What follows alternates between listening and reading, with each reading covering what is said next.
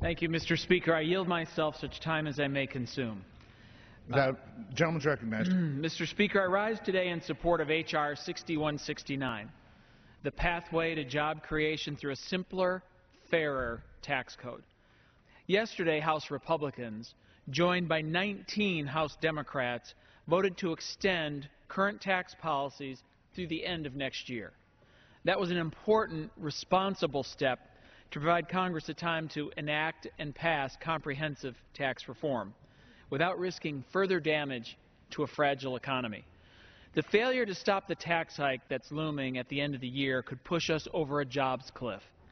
I know many Democrats want to raise taxes, but an independent study by Ernst & Young shows the Democrat tax hike would eliminate over 700,000 jobs. We can't afford to lose more jobs in the United States, and that is why we voted to extend current tax policy. Instead of raising taxes on small businesses and making it harder to create jobs, as the Democrat plan did, Republicans are focused on creating jobs, reforming the tax code to make it simpler and fairer for all Americans, and strengthening our economy. The bill before us today provides a pathway to that goal.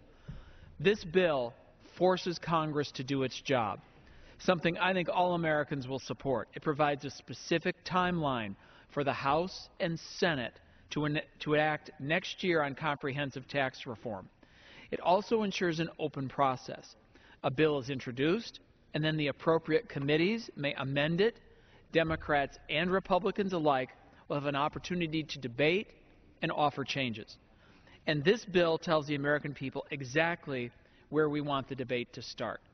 We say that tax reform should eliminate special interest loopholes to reduce rates for families and employers, reducing the current 6 tax brackets down to just 2, 10% and 25%.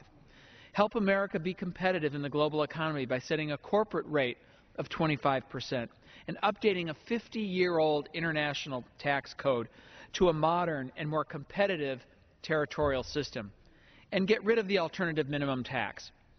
It's currently looming over 31 million middle-class families. We also don't think we should ask taxpayers to bail out Washington's wasteful spending. Tax reform should not result in the federal government taking more out of the economy and more out of taxpayer pockets than the tax system historically has. Tax reform is not about making the government bigger. It's about creating jobs. That's why this bill says federal tax revenues should remain within historic norms of 18 to 19% of gross domestic product. Independent economists have noted when paired with appropriate government spending, comprehensive tax reform that includes these policies could lead to the creation of 1 million American jobs in the first year alone. Compare that to the Democrat plan offered yesterday, a tax hike that would eliminate over 700,000 American jobs. The choice could not be clearer.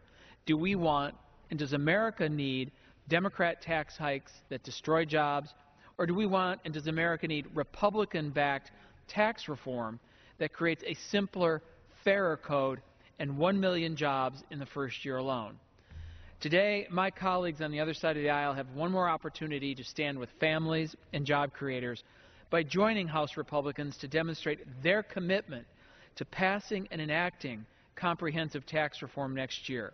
We can and should work together to revive our economy and get the unemployed back to work. And Mr. Speaker, I urge all of my colleagues on both sides of the aisle to vote in favor of this legislation, and in doing so take an important step to creating a simpler, fairer tax code and more jobs for American families. And I